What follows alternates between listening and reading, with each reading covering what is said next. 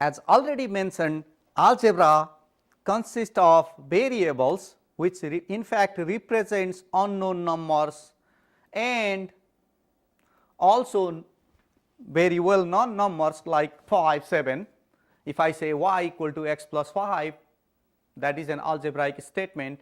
It consists of unknown numbers x and y and a well known number 5. So, in order to make ourselves proficient in algebra, in order to work on algebraic problems, the first thing we need to know is number system. We need to know characteristics of number, we need to know properties of numbers. So, basically we have two kinds of number system. One we call complex number system and another we call real number system. So, number system is, there are two types of number system. One is complex number system, another is real number system. Well, we will talk about complex number system whenever we have to. Right now we do not have to. The real number system consists of all the numbers we use in practice. Any number, 100, 200, 500, 1/2, they all are real numbers. Now, although it looks simple, the real number system, the real numbers, there are many things we need to consider. So, real number system can be, is in fact can be looked divided into two different types of number. Within real numbers there are two different types of numbers. One we call rational numbers, one we call irrational numbers, and another we call rational numbers. So, within real numbers we have two types of numbers, something called irrational number and something called rational number. Rational numbers can be written, rational number can be written in the form of a fraction p over q. P is an integer, q is an integer. If you can write a number in the form of p over q, that is called a rational number. For example, let us say 5. 5 can be written as 5 over 1. This is a rational number. If there is a number which can be written as a fraction of two integers, we call it a rational number. 5 over 1, rational number, 5 is a rational number. 16 divided by 3 is also a rational number. 16 is an integer, 3 is an integer, 16 divided by 3 is also a rational number. Now, irrational number cannot be written as a fraction. So, irrational number cannot be written as p over q, where p and q, pq are integers. In fact,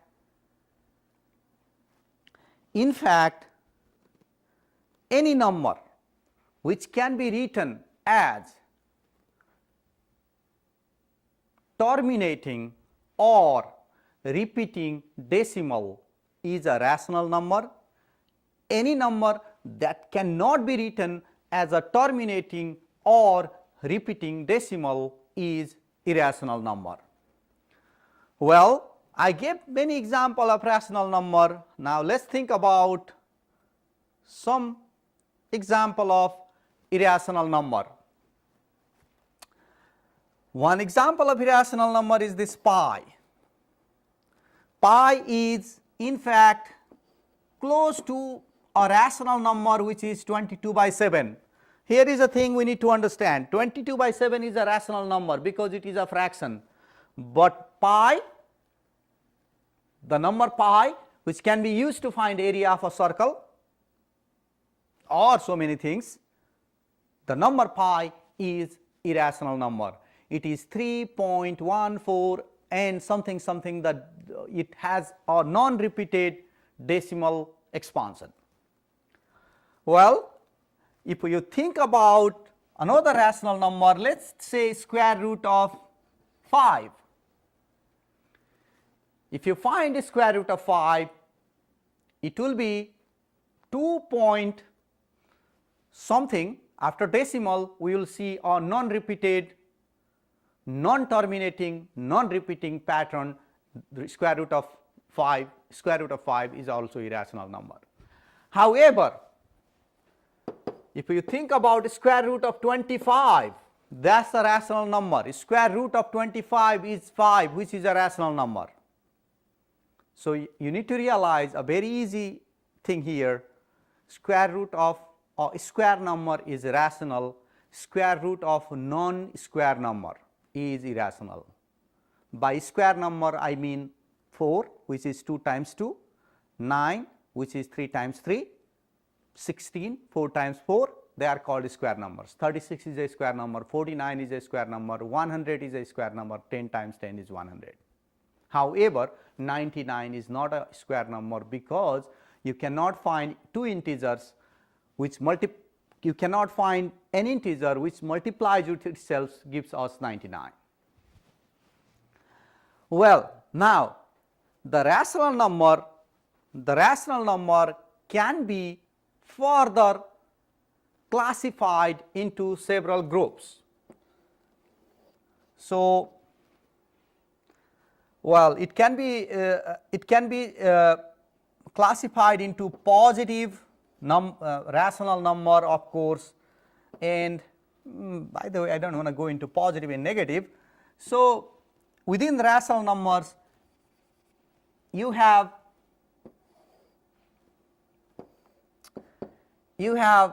kind of, I would say informally here, you have negative integers like negative 5, negative 7, negative 9, these are negative integers. We have a 0, and we have positive integers, and we have pure fractions, I would say non-integers, pure fractions, like 16 over 3 is not an integer, 5 over 1 is an integer, 15 over 3 is an integer because 15 over 3 is a fraction, but it will reduce into an integer. So, basically rational number consists of integers and non-integers, and within integers we can have positive integer, negative integer and 0. Positive integer means 1, 2, 3, 4. Well, by the way, you can see all the positive numbers are the numbers used in counting 1, 2, 3, 4, 5, 6, 7, 8. If we have to count anything, we start from 1, 2, 3, 4, 5, 6, 7, 8. So, because they are counting numbers, positive integers are counting numbers, so sometimes they are called natural numbers also. And you will see a symbol n to represent natural number or counting numbers. By the way, in math, in algebra, all the real numbers are represented by R, boldface R. If you see a boldface R in any algebra book, they are trying to talk about real numbers. Now, the rational number, the set of rational number is represented by this symbol Q, and the set of integers, the set of all the integers is represented by G. Sometimes set of negative integer will be written as G minus, negative integers is G minus, and well, I already mentioned the set of natural number or the counting number is represented by n. Well,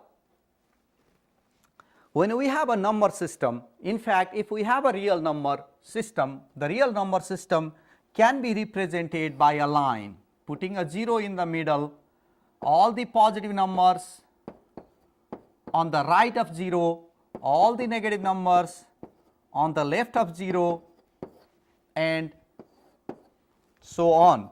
This line sometimes is called a real line. This line is called a real line. Any point on the line, on this line, will be a real number, and any real number can be placed at exactly one point in the line. For example, if I think of 2.5, I can put 2.5 here in between 2 and 3. This is 2.5. For example, if I think of let us say negative 5 over 2, so this is negative 2.5, so this number will be somewhere here. This is negative 5 over 2. So every real number have a place in this real line, and every point on the real line in fact represents a real number. Now, every real number, any real number in this line should be in this line. Suppose here is a real number. I don't know what is the value of this real number. This real number and 0, they have a distance between them. There is a distance between any real number and 0. The distance between a number and 0 is called the absolute value. So we write like this. If a is a real number, we write like this. If this number is a, absolute value of a, this is nothing more than distance of a from 0. So if I have to calculate absolute value of minus 3, so the answer is how far away minus 3 is from 0. Well, 1 unit, 2 unit, 3 unit. Minus 3 is 3 unit away from 0. Therefore, the absolute value of minus 3 is 3. And if I want to find absolute value of plus 2, here again I will have to answer the same question. How far away is 2 from 0? 1 unit, 2 units. So this is 2. Basically, you might have observed one important characteristics: absolute value does not change a positive number. However, absolute value makes a negative number into positive number, keeping the value of the number same. So if absolute value of minus 3 is simply 3, absolute value of 2, there is no change, so it's simply 2.